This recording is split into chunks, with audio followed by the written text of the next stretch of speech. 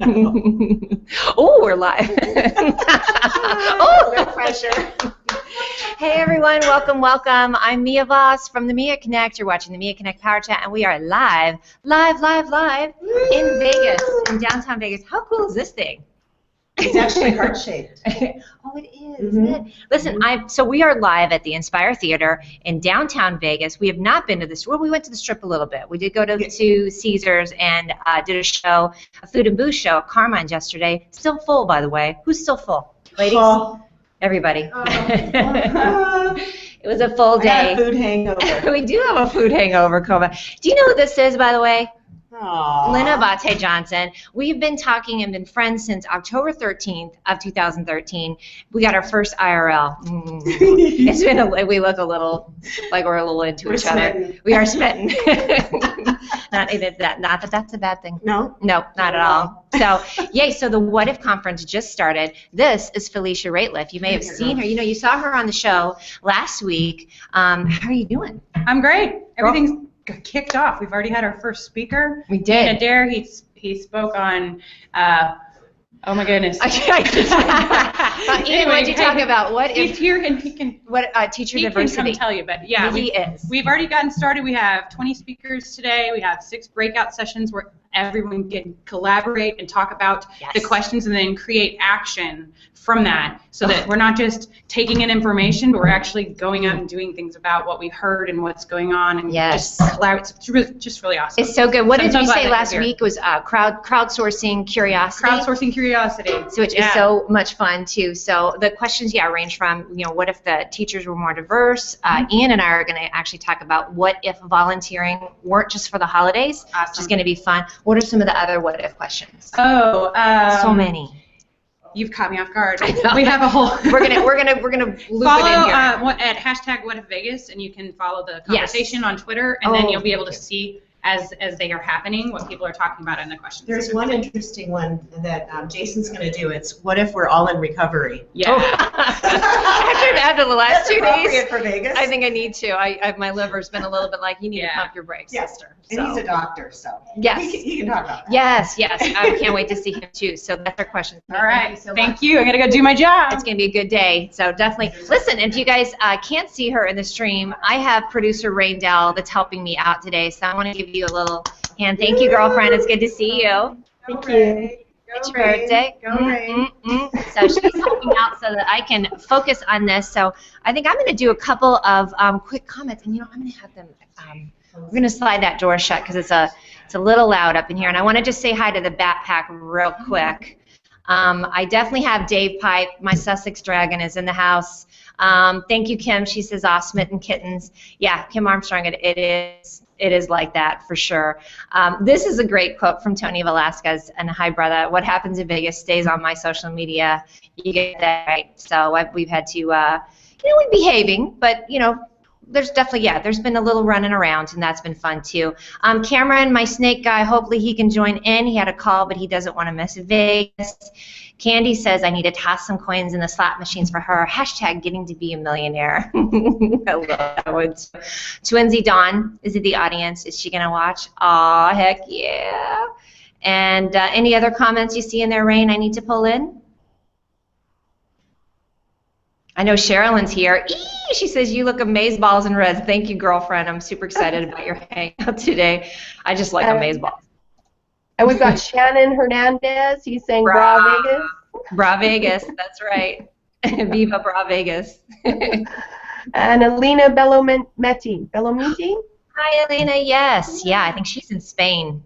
Yeah. And Ars Nova's out there. Hi, Ars. Hi, Ars. Good to see you. Either Elena's in London or Spain. Elena, remind me, honey. I totally forgot. Dave Pipe wants to know where Carmen is. Carmen's in Spain. Elena's in London, but she's Italian. That's why I'm all I can't keep track of everybody.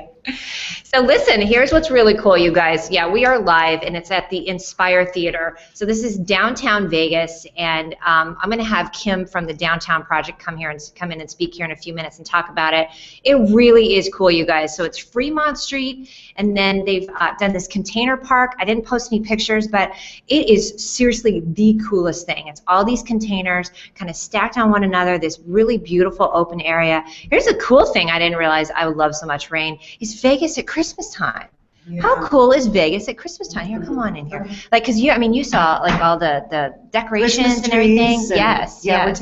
Vegas is already so lit up as you know, Oh, it's on everyone crack. knows.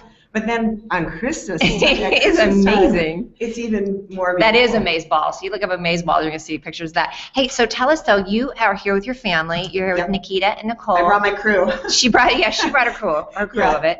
And then you guys did something cool yesterday too. Tell us about that. So we went out to a skate park locally here in Vegas, and we met Aaron Wheels Fotheringham, who is with the Nitro Circus, and he's a wheelchair motocross. Basically, he's a crazy dude. He's a in wheelchair daredevil. He does the mega ramp, and he travels around the world to do these outrageous stunts and flips off of a mega ramp, which I don't even know what the height is, but you can look him up. He's got some amazing YouTube videos. So if you want to check out something really fun and inspirational, I mean, the guy is just great. So cool. He's so positive and so wonderful. And when I went to meet him and shake his hand, because Nikita had arranged, she's a BMXer, and so they had arranged. She's badass, FY Me. Izzo. This kid, in fact, she's right over here. I don't know if she's going to want to come on. She's a girl on doing screen. backflips on a BMX She's bike. been like one of the only girls to do backflip, yeah, right? and last year she was the only girl to ever do a double bar spin. So most people don't know what that we is. got but to get a video of as that a girl, too. yeah. So she okay. went out to meet with Aaron and ride, and then they were riding together. But when I went to shake his hand, he said, "Get in here," and he's like, he's a hugger, and I'm like, well, hey, I'm an ethnic girl, so I'm a hugger too. I don't know my excuses, but I love to hug. I'm loving So it. yeah, it was really great fun. And then we went to another skate park later in the day and met with another girl BMXer that Nikita's always, in So touch cool. with online. So yeah, she's Nikita BMX girl on Twitter, On Twitter and Instagram. And Instagram, Nikita yeah. BMX girl, and then she is on Google Plus, and she's kind of warming up to Google Plus more and more. So with the crew that I brought, I can boss them around, and we're just supporting the social media. So since I have the agency and I do that for a living, 24/7, it's like breathing. Oh, to and me. she's rocking it out. So listen, you guys go look for the hashtag Yeah. #WhatIfVegas. For sure, you're going to see all the conversation of what's going on today too. And then it's possible they could get on a T-shirt because they're going to be picking quotes that are tagged with "What if Vegas." So if you hear a quote or you see a quote, you can actually have the potential of getting it shared out and liked and retweeted and commented on. Just make sure that you tag the quote with "What if Vegas," hashtag "What if Vegas," and just a quick one-liner that you hear from the event or see online, and they're going to do a big T-shirt sales promotion. Definitely. Unfortunately, they're not doing any kind of live broadcast, so just follow that hashtag because we're going to be sharing with it throughout the day as well. So, and I'm really encouraging them for the next What If for us to do some live broadcasts, which is always really fun. So yeah, they're stay going to be tuned for bringing that. it to a city near you. Yeah, as well, like Denver. Yeah. Denver, LA, yeah, all over the place. And again, the conversation is what if, and then you fill that in. So if you'll grab Kim from Downtown Project, because I want to have her tell us about the Downtown Project, and then Ian is queued up, and he just finished his 8-minute. It's your birthday, right? Yeah, he just finished his 8-minute talk as well. Come on in. Look at this lovely gal. So welcome. This is Kim. Good to see you. Nice to be here. Thanks for having me. I'm hoping that she can recreate what she just did on the stage, because you gave such a heartfelt and passion, I don't want to say speech, but talk about whatever the Downtown Vegas project is all about. And I don't know if you guys can kind of see it. Like, what's cool is that, like, right outside the window is a giant, and I don't know if it's probably that way, a giant, like, neon cocktail glass. So a lot of, like, old school historic stuff that's been renovated. The Inspire Theater that we're in is really cool too. This building was a 7-Eleven. Was it really? Yeah, it was a 7-Eleven. It was actually the highest grossing 7-Eleven in the country for a long time. And then the building sat vacant for a long time. And we purchased the building a couple years ago and invested in it. And now it's this great complex where, you can come and co-work, you can have great coffee, read a magazine, see great talks like what are going on today. Totally. And I'm going to post some pictures of the downstairs venue because it is. You walk in and it just has that feel like there's some couches out here. We can sit and get stuff done there. We've got the coffee shop. I see the books, and then there's a really cool stage, and that's what's going on right now too. Yeah. So, and as you guys know, you're probably sick of me saying it. You know, I saw Tony Hsieh speak at the Success Summit about a month and a half ago. Lost my mind because I was like, got to get to Vegas, got to get, because of downtown. That's great. When I saw the container park and everything, I'm like, that is awesome. Like they are doing cool stuff. And then Lynn told me about the What If, and I'm like, oh hell yeah, I'm going. So I got so excited. So tell me about some of the cool stuff that's here. We are really investing in helping to revitalize this neighborhood we're in. It's called the Fremont East District of downtown Las Vegas.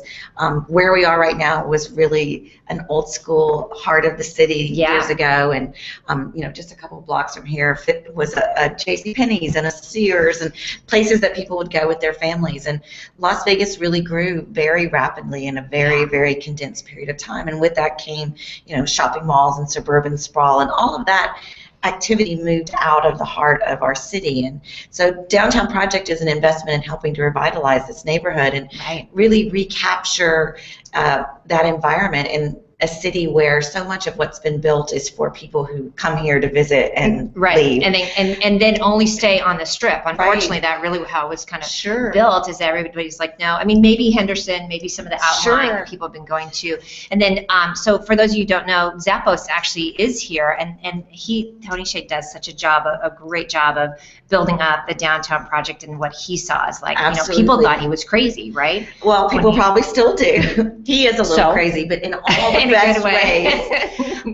And I think it kind of goes hand in hand with like the ideas that are being discussed here today. Is he's a person that looks at what if all the time and thinks about not what would stop something from happening, what would prevent you, but looks at the possibilities. And I think here in Las Vegas, we're still a really young city, and we're still a place that's full of possibilities. And what did you call it, like a gangly teenager? Because it's only 100 years old. Yeah, most of the major cities are.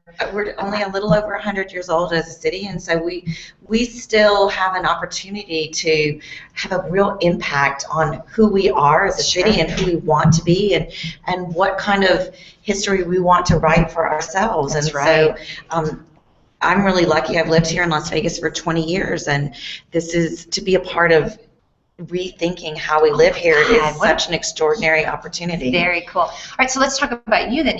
What were you doing? Oh, you're okay. Yeah, of course. Why not? I'm amazing. I can say enough about me. Let's talk about you. What do you think about me? That's my always favorite one. But so, how did you get started though with the downtown? What was your thank you. What was your impetus to? What were you doing before that when you just threw everything aside and said, no, this is going to be my new baby? Sure. Well, I had been working for a number of years as a writer and editor for a community publication here in Las Vegas, and really fell in love with downtown long before Downtown Project existed. Before it was cool, right? And our mission with that publication was to find, the things that people say we don't have here, community and culture. So I spent a lot of time telling great stories and finding really cool people who were doing, not getting all the love and accolades. She had me telling great stories and really cool people, because that's what I live. I mean, it's not a bad way to make a living, and but the economics of a small publication are a tough way to make a living. It's you feel like the sky is falling all the time. And I decided in June of 2011 that I was going to just go out on my own and do freelance gigs and figure out what came next. And I was assigned a story about Tony.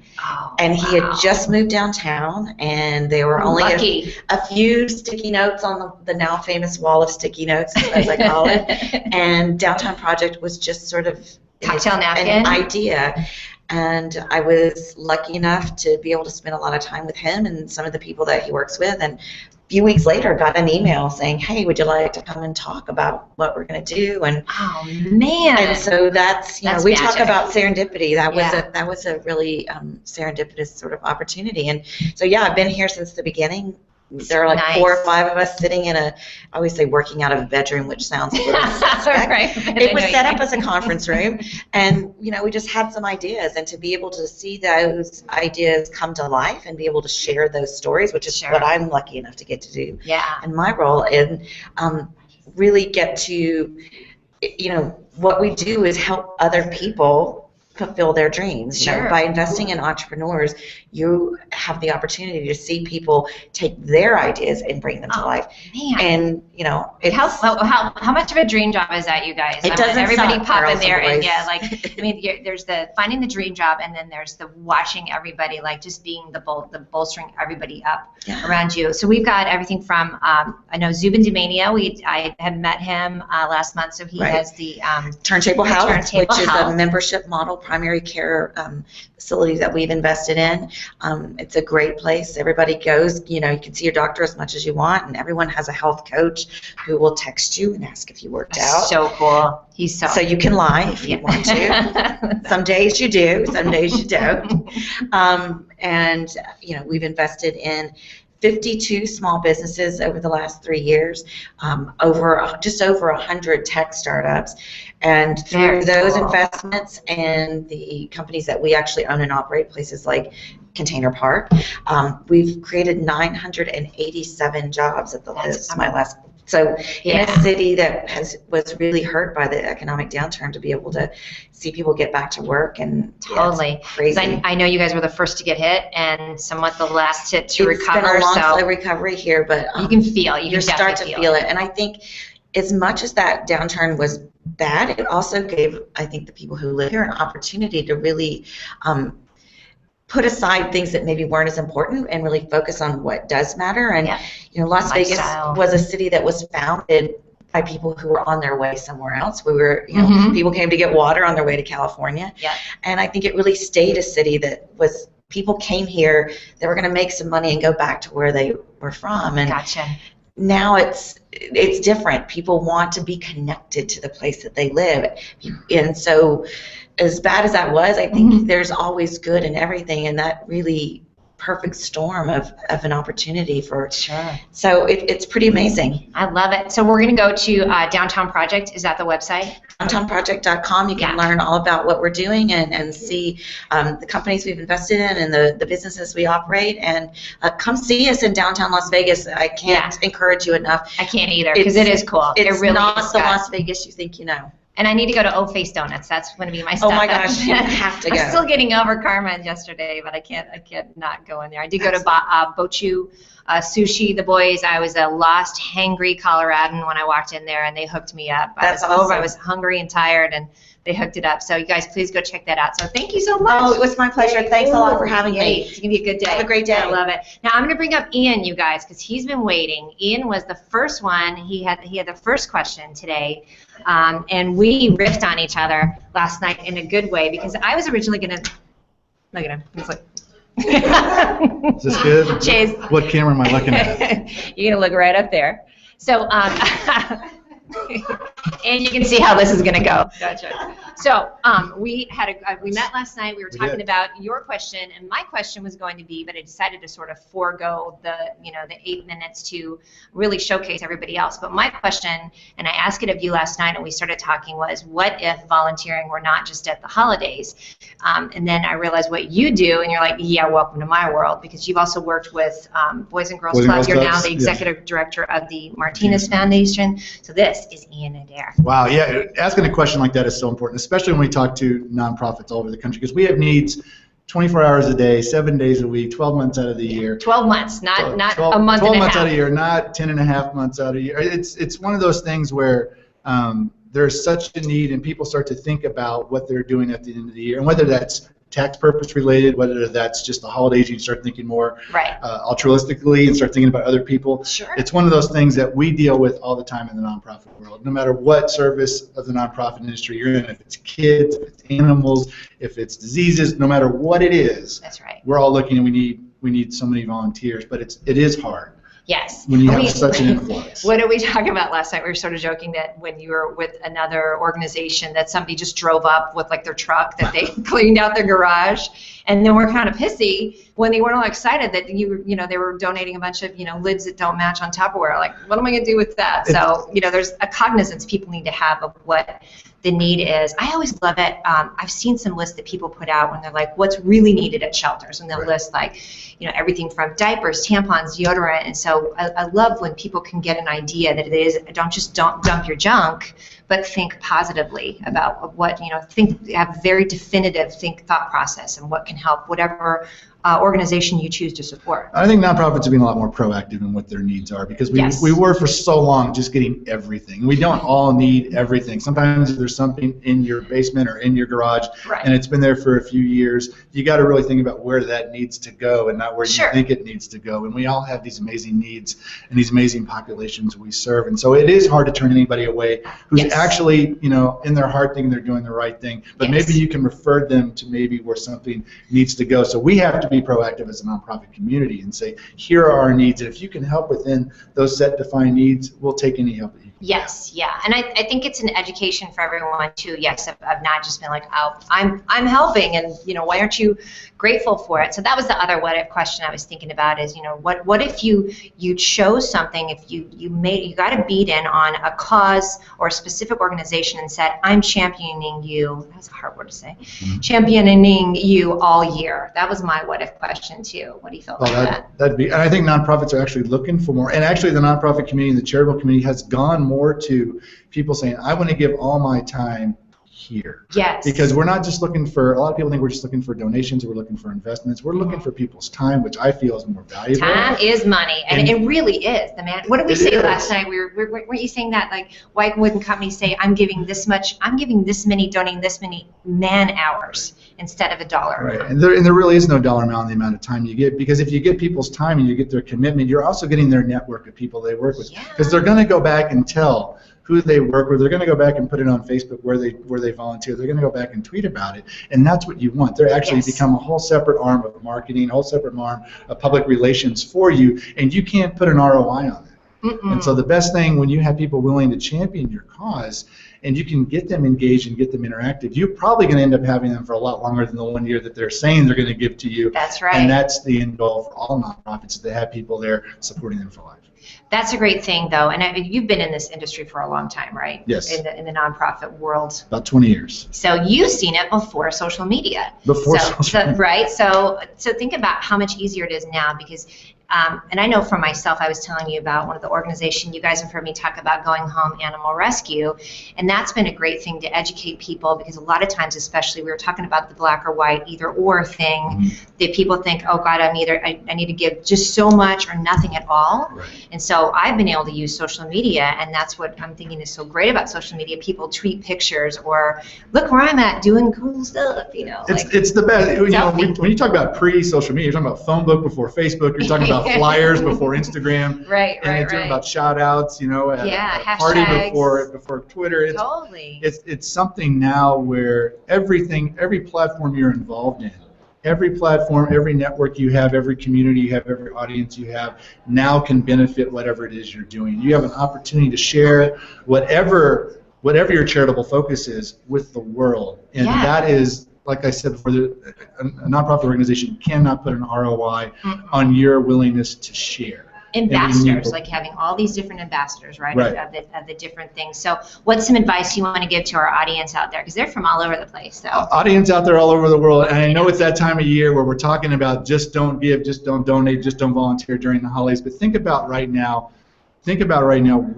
what is it you would like to get accomplished in philanthropy? Is it time? Is it being more proactive, involved with an organization more in depthly with engagement? Think about learning in organizations. Look at it as an investment. Look at it as like your portfolio for your investments. Have a portfolio for your charitable giving. Get your kids involved too. Get them involved. Get the whole family involved. And I really do want to see out there, you guys, if you could comment as well what it is that you are championing, what you have championed, or what you're thinking about for 2015. Yeah, add that in as a line item sign up for your time, right? Do it. For your business, guys. That is close. It's getting loud because everybody's coming out from there. It's Oh, the they're first doing the break. break. You guys should see, like, there's just all the cool kids are out there too. So, what's your call to action? Where do we need to go to check out what you're doing? My call to action is I work for the Martinez Foundation, martinezfoundation.org, themartinezfoundation.org. What do you guys do? We haven't even talked about what you We're do. all about improving teacher diversity and the retention of teachers of color in Washington State. My question today was, what if our teachers look more like our students? This is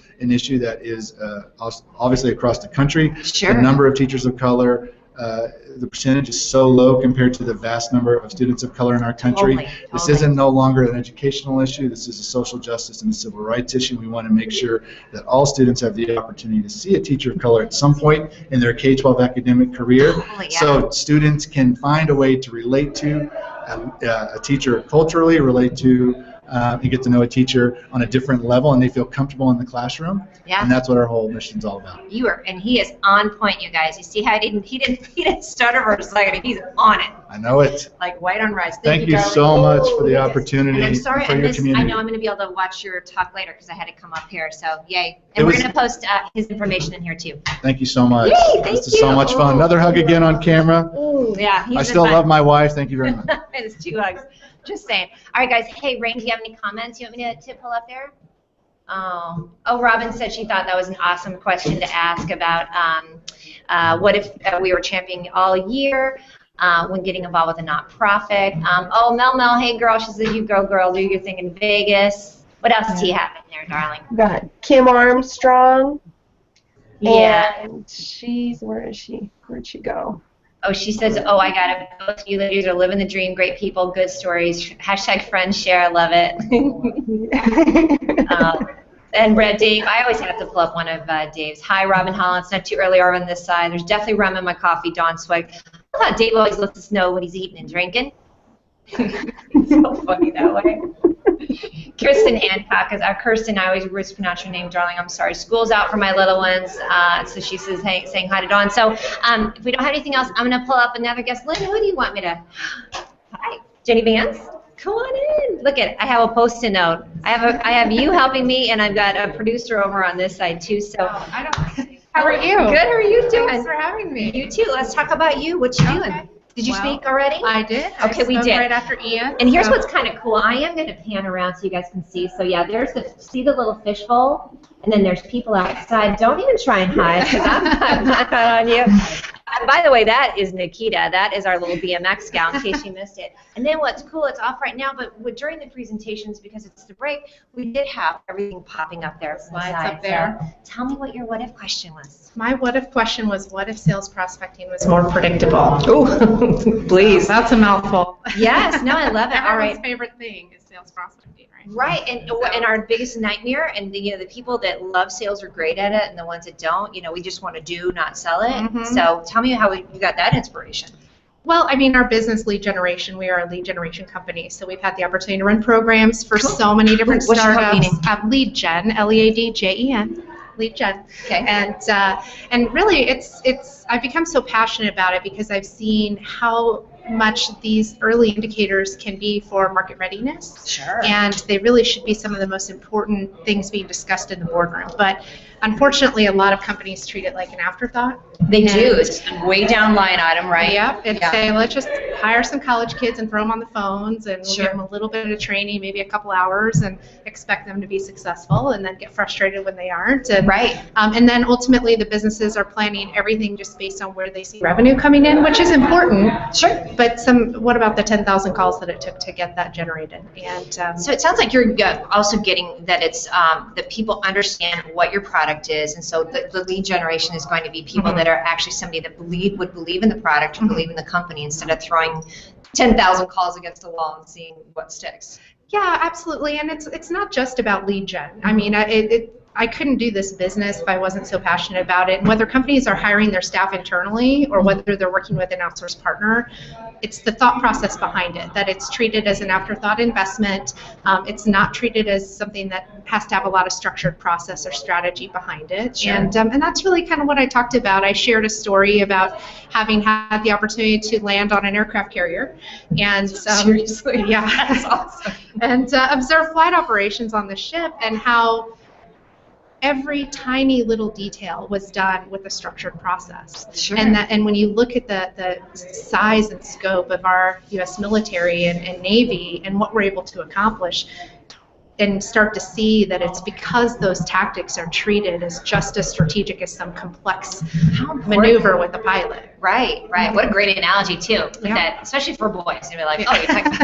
And I'll talk about sports next, and we'll be okay. Really get it in there too. How'd you feel the talk went? And I can't wait to see what we come out. So guys, and I'm sure that you are understanding too that we're going to actually talk about your what if question as well. That's what these breakout sessions are for. It's great. Jenny gets to get her point out there, and then we're all going to crowdsource and like wait. This is going to be smoke coming out from Vegas, but it's just from everybody's thought process too. So awesome. Yeah. I love it. Well, I can't wait to see what we come out for that too. Thank you so much. Thanks for having me. And tell us what your website is again. It's leadgen.com, leadgen.com. Yay! And I know Rain will pop that in there too. So thanks, honey. Thank you. Nice to meet you.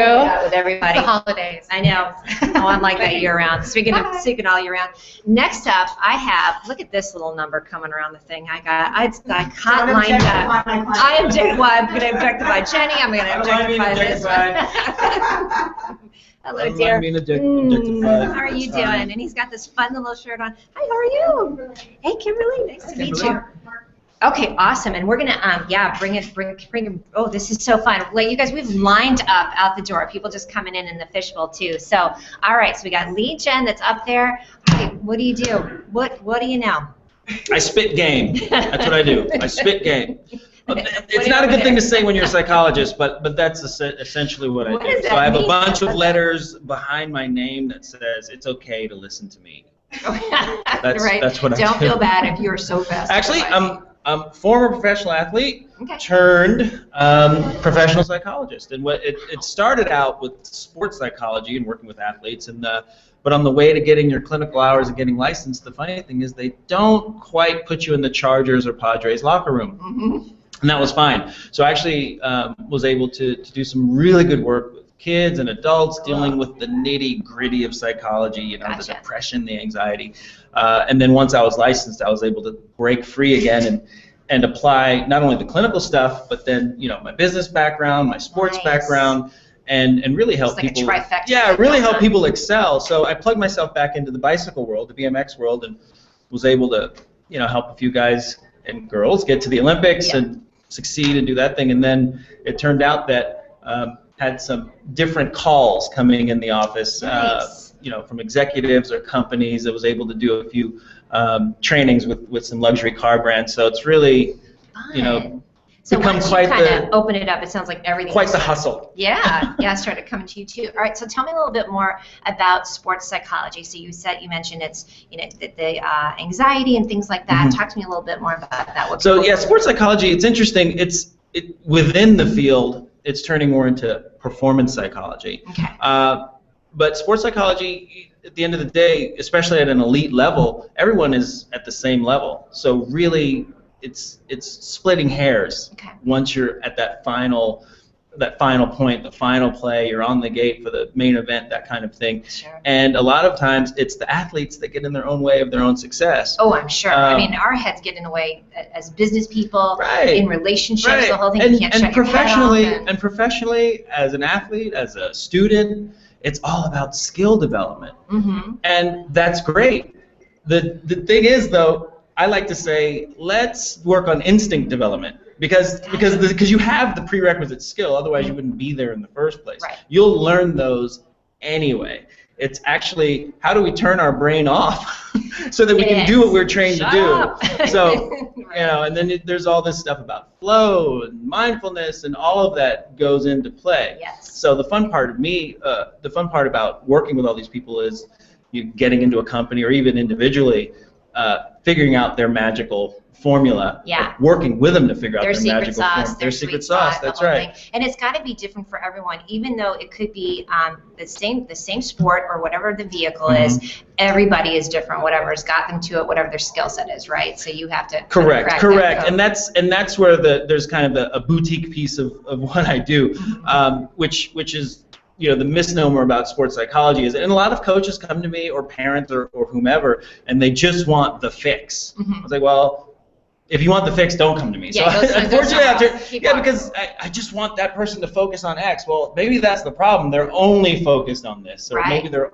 You know, so you're helping with balance then too. It sounds like. It's all part of the game. Yeah. It's all part of the game. So it's like the Bruce Lee business model. I love that. Hey, Rain, do you have any questions for us? Because it sounds like Stephen. Oh, Stephen likes my outfit, but I have a feeling he actually likes Dr. Jason's outfit. Do you have any questions for us? Stephen. We've got a couple of answers to your questions. Kim Armstrong champions the PACE Center for Girls Community-Based Non-Residential Prevention, Diversion, and Early Intervention Program in the state of Florida. So that's what Kim does. Good job, Kim. And Sherilyn Yerabend. Oh, poor Sherilyn. Back her name up every time. Don't feel badly. DrugFreeKids.org and FreeArtsAs.org are the two where I contribute my time. Nice. She's giving some props to GoDaddy because they provide signups for us and calendars for amazing opportunities. So good job, Sherilyn. Love it. Yeah, don't you love that? We got a lot of people out there that are doing that too. So listen, what's your what if question today? My what if question is totally different than what I normally do. Okay, good. And I've actually I was thinking about it. I actually left room for it to be difficult for me. Okay. Because good for you. I'm home. So what most people don't know is I went to junior high and high school in Las Vegas. Oh, wow. So I'm local. And my question is, what if we're all in recovery? That we heard about that actually. Yeah, That was going to be the good heard question. about that? Well, My question precedes me? That's scary. You know what I mean? Everybody's so excited Yeah. about it. So so it's interesting, and I don't know if my parents are going to show up. So it'll be interesting because my parents haven't even seen me with my cape on, so to speak, in action. I'm just Jason, right?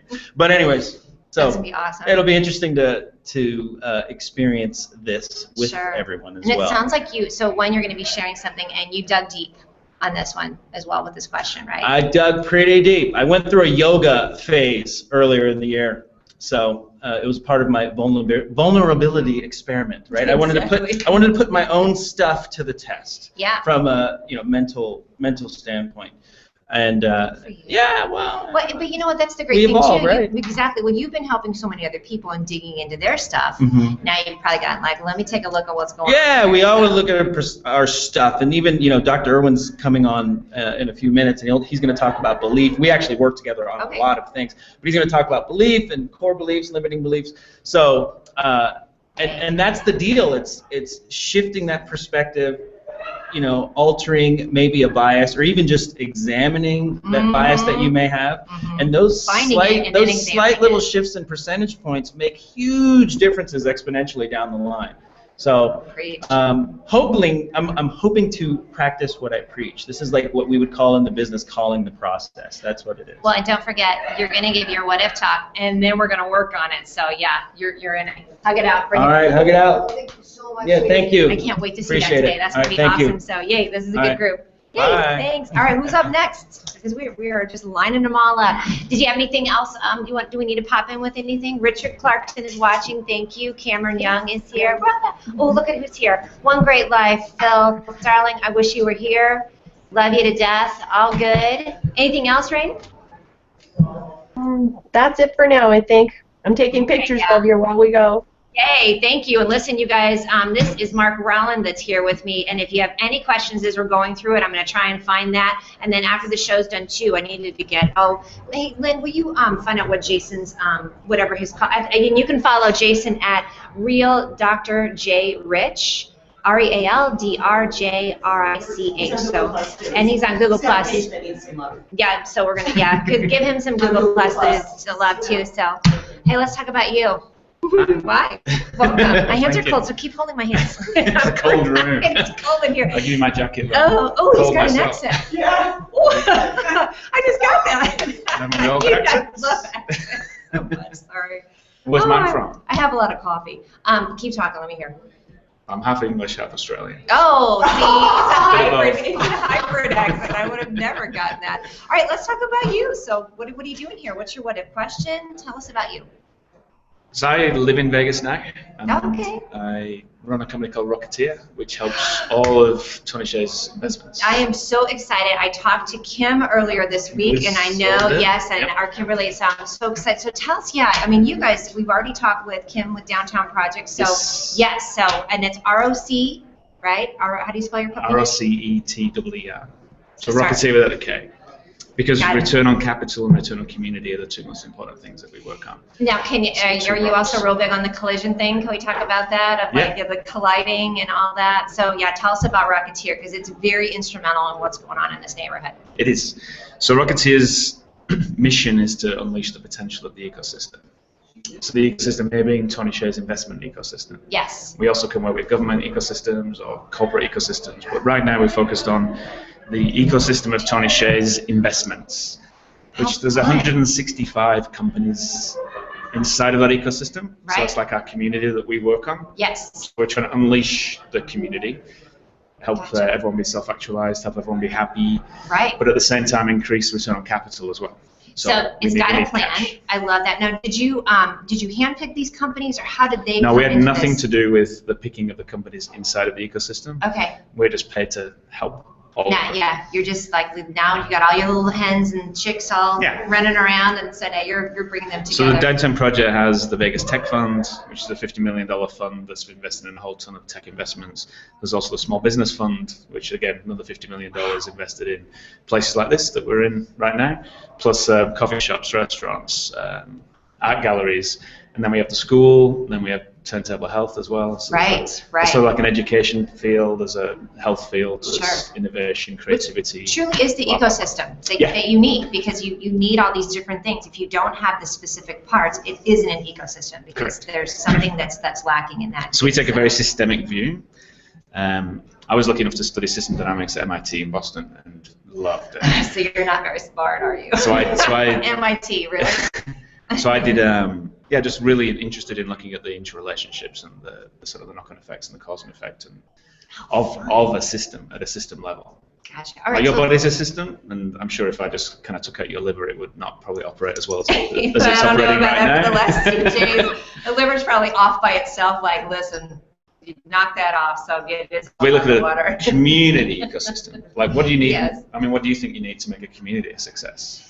You definitely have to have everything that encompasses every age and gender. So it has to have a lot of balance. So it does have to have, everything from where you live to where you shop, where you work, where the education is. So again, for me, I would think it would encompass, from birth to retirement and beyond. So that's me pulling it out of my, hopefully that was a good answer for you. And then what we do at a community level is Rocketeer focuses at 3 levels.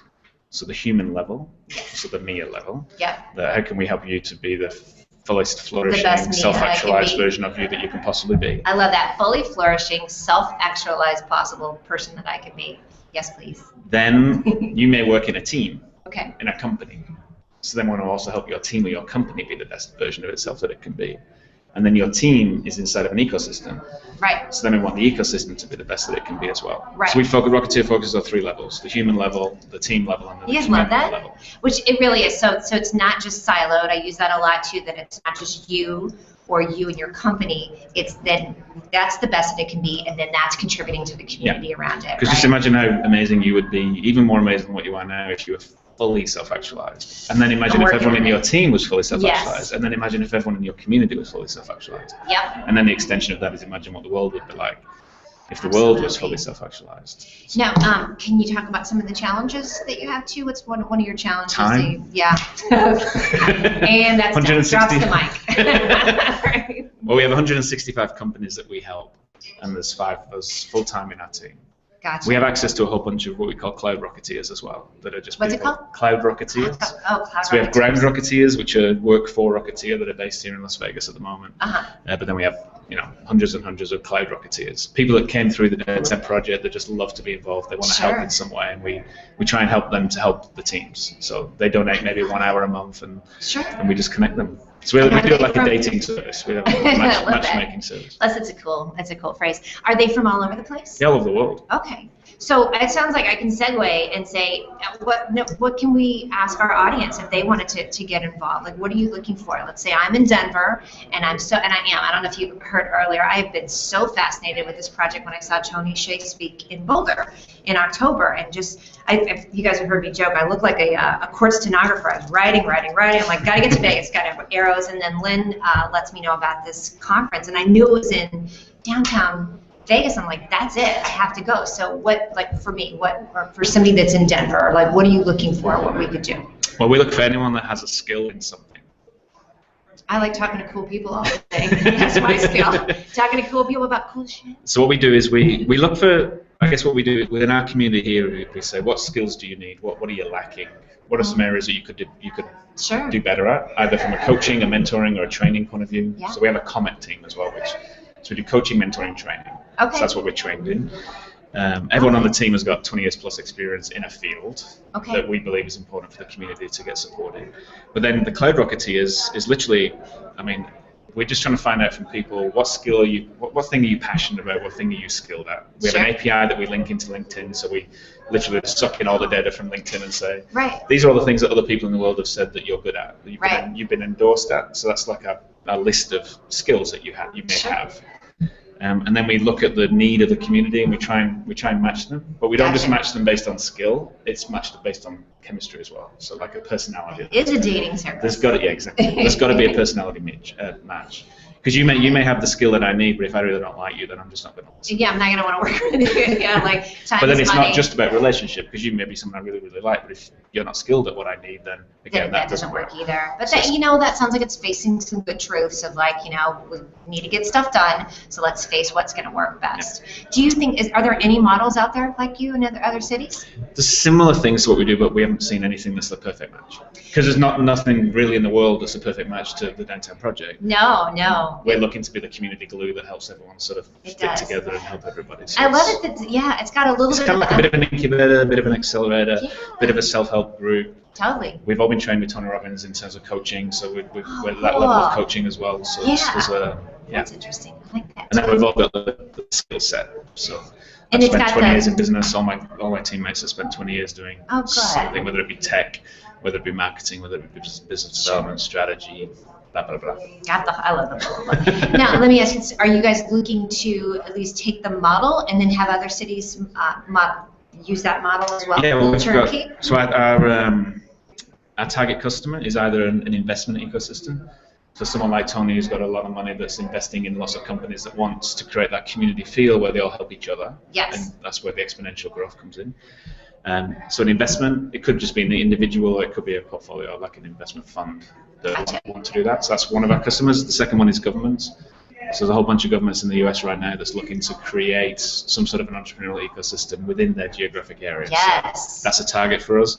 And then secondly, corporates. So large corporates. Gotcha. Because the studies show that innovation within a community increases when the community gets bigger, but innovation inside a company decreases when a company gets bigger. So we're trying to look at how we can actually go in there and actually inject some entrepreneurialism and incubator program inside of the company. It sounds like harness all that energy, that crowdsource all those people too. That does get kind of lost when it's the cubicle city and everybody's sort of off by themselves too. So. Well, the fun thing is, you could be working in a cubicle, you could be in the accounting team, and you know what the issues are. Yeah. You know why the company is not flourishing. You know why your team's not flourishing. That in itself could turn into an idea for a startup. Yes. So it's helping the company to actually realize there's all these people inside the company that know what the problems are. Sure. And if we can just help them right under their nose, right? Yeah. Like just to recognize those people. And just help them to flourish, basically. All right. So where do we find you? Because I know Rocketeer.com. So it's ROCETEER.com. Yeah, I spelled it right. Yeah, thank you so much. This, by the way, so I have my little handy post-it. This is Mark Rowland. So thank you so much for coming on and sharing that. I was talking to Kimberly earlier, and I'm like, yeah, I definitely want to meet him and have him come on the show because, again, you're definitely the grout joints around this whole thing of keeping everybody all together. Make sure to go check out Downtown Project and then Rocketeer as well because you can see all the different businesses, the stores, the restaurants, everything that's pulling it together. Come to Vegas. So, all right, thank you so much. You're making a difference. Are you speaking today too? No. Okay, that was out. Yeah, that was good though. That was enough. Thank you so much. Thank you. Thank you. All right, we're at 10:49. I don't know if anybody needs to do what's on the bottom. I got white jeans on today. That's what I got going on. So, and some shit kicking boots, as Miss Lynn says. So, sit with me, honey.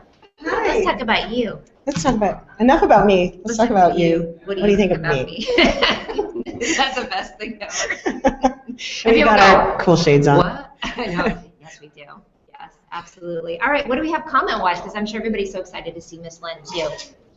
Well, we have a last comment, Kimberly Query. She's saying, Mark, your last guest was a born Englishman who's been living in Australia for the past 20 years and is now living in America. That's kind of cool. And Andy's chiming in saying, ooh, what if we were all in alignment with our personal needs and our life purpose? Woohoo, me a boss. Love how you're rocking our world with your maliciousness. Hi, Andy. How much do we love Andy Lyons? I know. Like that. Let's do it. I know. Ooh, Andy. Love her. Love it. Yeah, we've got Elena's in the audience. Of course, Dave. Let's see who else we got. Any other comments that we need to pull up, you think? I'll go look for some. Let's see. I'm going to pull up this one. Entrepreneur, think tank within an organization. Pure entrepreneurship. Thanks for our ground. Listen, you guys, we're going to post all the links that are on here. But if you could, just to show support and do the hashtag #WhatIfVegas and just pop that out. Does Matt Murray want to come in? Join in the conversation. This is the man who put this together. He's good. The hardest working guy in Vegas. Right this here. really is. So you guys saw Matt on my show last week. Now I get to punch him in person. Right here. You get to see the craziness in action. We've had such a good couple days. So yesterday, Matt and Felicia came with me and Lynn when we did the Carmine's Vegas, which was really fun. And then Carmine's was so gracious to let us sit there in mobile office with all our food. We're going to move in. And, yeah, we're going to move into Carmine's pretty much. It was like the Italian kitchen. And then we ended up going over to the Container Park, which was wonderful. We were at Bin 21. Bin 21 hanging out. So we've been able to just sort of sit there and do a lot of what ifs before we even got to today at all. So, but this is a huge, tell us real quick. I know we talked about last week, but just give us your, what's going on today and just the vision of it. Beyond the craziness, we're crowdsourcing curiosity, and one of the greatest things is just the way the community emerges in so many ways. One, just to help out with Lynn, with yourself, and all these wonderful people. But also, we're always looking for new ways to explain what if in a very short, pithy kind of way. Sure. And I've kicked around several, but it's funny because I'm working on actually right before the conference we had a deadline for our book, the big book of what if, and our editor's like, now's the deadline. And one of this part of the process is reaching out to high school students to get their ideas and their questions to integrate it into the book. And I'm going through the notes that one of these high school students submitted, and just kind of as a throwaway line he put at the bottom of his question and his thoughts on this question. And I looked at that and I was like, this is the greatest way to explain what if and what it is. So I always, the long intro, so I make sure I give credit where credit is due, but he explained what if as the black coffee and cold shower for a drunken social conscious. Do you love that? This is a 15-year-old, and it's really what we're trying to do. We're trying to shake up everything that is standard, shake it up and see where it settles. It should settle on something better. Sometimes it settles on the same, and that's fine, but how do we engage a community of people to come together who normally aren't having conversations together and challenge everything, but do it in a very safe and positive way so that it's not challenging with negativity and force, but a way to come together and really create something new. And I'm looking around right now, and it's good stuff, you guys. So I feel like too, there's two things. It's either one, you're going to get really dialed in on something that you believe in already, but you're going to have the crowdsource of people giving you their feedback, or get a whole new, like, I didn't even know about that. Like Ian talking about, diversity in teachers. We hear about diversity, but I've never thought about that, of what that's like, that there's not a lot of diversity in the teacher arena. So that's what I'm loving too. I think there's a lot of different ways we can look at it as well. But yay! And how are we doing, Rain? Do we have any comments for Matt at all? And guys, go to whatifvegas.com. You can see the list of everyone that's going to be speaking. The list of questions are up too. So the list of questionnaires, and on the people are tweeting out pictures of everything. Yeah. It's really good. So we're going to go. Thank you so much. Thank you. I got to go start round two. Yeah. And we'll see you. Yes. Thank you so much. Guys, and sorry if the sound, Rain said the sound got a little funky at Cold Medina, but you know, we're not. I'm in Vegas. What do you want? All right. So, bring Nicole in, and then we're gonna wrap this up. And Nikita, yeah, bring Nicole and Nikita, and then we're gonna wrap this up and get on out of here. This is Lynn's sister, Nicole. Hi. Little gorgeous little number. She's so pretty, and she's helping out thank too. you. And this is Nikita's mom. That was doing. Oh, she's being shy. Hold on. You know, really, because that's what I'm gonna do. What do you think about me now? She should get for being shy. So Come in, Nikita. Yay. Guys, anything Come in, else we Lynn. need to do? Lynn, come on in. We're gonna get all. Look at these two, by the way. Look at these. I want to be in the My middle. Hold on a sister. second. I want to be in the middle. From another meester. Now, It's a Mia love- sandwich. I'm the same. We have the same parents. No, I said Mia is. Oh, Mia. Sister from another mister. She's adopted. Thank you. So I am. Look, Whitey, right in the middle of it. I love it. One Great Life is Loving, Matt Murray, never too young to ask what if. No kidding. That's a great point. Never too young to ask what if. And again, That's a good quote for a T-shirt. that is. I think you should quote yourself and tag it. Phil, go put that up there. Do it. Yeah, do it with the hashtag What If Vegas. What did he say? It's a cold shower and a hot cup of coffee for social conscious. So I'm gonna go get my my cold shower. And hot I'm cup of quoting coffee. that. I'll have that up on Twitter pretty That soon. one, that one I love too. Yeah. So big shout out to Rain. Thank you so much for helping me out. Rain, you know, rock. It takes a village, especially to do some remote stuff. Right? I'm just happy I have pants on. Right? All right, we're out of here, guys. Thank you so much. Bye. Bye. Hashtag what has been a little bit like you need to pump your brakes, Yeah. sister. And he's a doctor, so Yes. he can talk about that. Yes. I can't wait to see him too. So that's our question. All right. Thank you. I'm going to go do my job. It's going to be a good day. So definitely listen. If you guys can't see her in the stream, I have producer Rain Dell that's helping me out today. So I want to give you a little hand. Thank you, girlfriend. It's good to see you. Thank you. It's your birthday. Go Rain. So she's helping out so that I can focus on this. So I think I'm going to do a couple of quick comments, and I'm going to have them. We're going to slide that door shut because it's a little loud up in here, and I want to just say hi to the Backpack real quick. I definitely have Dave Pipe. My Sussex Dragon is in the house. Thank you, Kim. She says, "Aw, smitten kittens." Yeah, Kim Armstrong. It is like that for sure. This is a great quote from Tony Velasquez and Hi Brother. What happens in Vegas stays on my social media. You get that right. So we've had to, we're behaving, but there's definitely, there's been a little running around, and that's been fun too. Cameron, my snake guy, hopefully he can join in. He had a call, but he doesn't want to miss Vegas.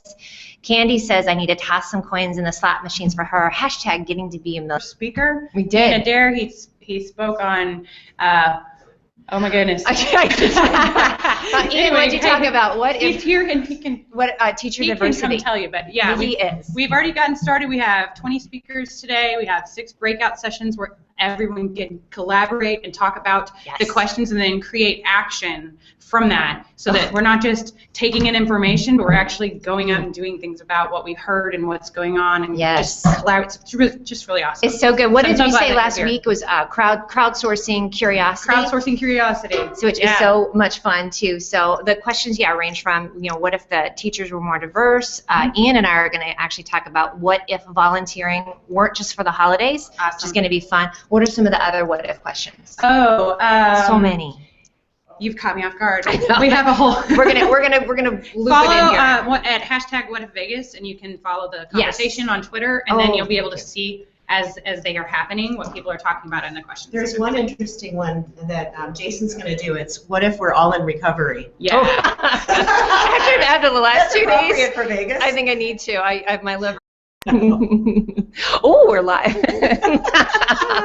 No pressure. Hey everyone, welcome. I'm Mia Voss from the Mia Connect. You're watching the Mia Connect Power Chat, and we are live in Vegas, in downtown Vegas. How cool is this thing? It's actually heart-shaped. Oh, it is, isn't it? Listen, so we are live at the Inspire Theater in downtown Vegas. We have not been to the Strip. Well, we went to the Strip a little bit. We did go to Caesars and did a show, a food and booze show at Carmine's yesterday. Still full, by the way. Who's still full? Ladies? Full. Everybody. It was a full day. I got a food hangover. We do have a food hangover, Coma. Do you know what this is, by the way? Aww. Lynn Abate Johnson. We've been talking and been friends since October 13th of 2013. We got our first IRL. It's been we look a little like we're a little into each other. We are smitten. Not that that's a bad thing. No? No, not at all. So, yay, so the What If Conference just started. This is Felicia Rateliff. You may have seen her. You know, you saw her on the show last week. How are you doing? I'm great. Everything's kicked off. We've already had our first millionaire. I love that one. Twinsy Dawn is in the audience. Is she going to watch? Aw, heck yeah. And any other comments you see in there, Rain, I need to pull in? I know Sherilyn's here. Eee, she says, you look amazeballs in red. Thank you, girlfriend. I'm super excited about your hangout today. I just like amazeballs. And we've got Shannon Hernandez. He's saying Bra Vegas. Bra Vegas, that's right. Viva Bra Vegas. And Alina Bellometti. Hi, Alina. Yes. Yeah, I think she's in Spain. Yeah. And Ars Nova's out there. Hi, Ars. Hi, Ars. Good to see you. Either Elena's in London or Spain. Elena, remind me, honey. I totally forgot. Dave Pipe wants to know where Carmen is. You know, Carmen's in Spain. Elena's in London, but she's Italian. That's why I'm all... I can't keep track of everybody. So listen, here's what's really cool, you guys. Yeah, we are live, and it's at the Inspire Theater. So this is downtown Vegas, and I'm going to have Kim from the Downtown Project come in and speak here in a few minutes and talk about it. It really is cool, you guys. So it's Fremont Street, and then they've done this container park. I didn't post any pictures, but it is seriously the coolest thing. It's all these containers kind of stacked on one another, this really beautiful open area. Here's a cool thing I didn't realize I would love so much, Rain, is Vegas at Christmas time. Yeah. How cool is Vegas at Christmas time? Here, come on in here. Like, because you saw like all the decorations and everything. And, yes. Yeah, we're taking. I mean, Vegas is already so lit up as it's on crack. But then on Christmas, it's amazing. Time, it's even more. That is amazeballs. So you look up amazeballs, you're gonna see pictures of that. Hey, so tell us though, you are here with your family. You're here with Nikita and Nicole. I brought my crew. She brought her crew of it. And then you guys did something cool yesterday too. Tell us about that. So we went out to a skate park locally here in Vegas, and we met Aaron Wheels Fotheringham, who is with the Nitro Circus, and he's a wheelchair motocross. Basically, he's a crazy dude. He's a wheelchair daredevil. He does the mega ramp, and he travels around the world to do these outrageous stunts and flips off of a mega ramp, which I don't even know what the height is, but you can look him up. He's got some amazing YouTube videos. So if you want to check out something really fun and inspirational,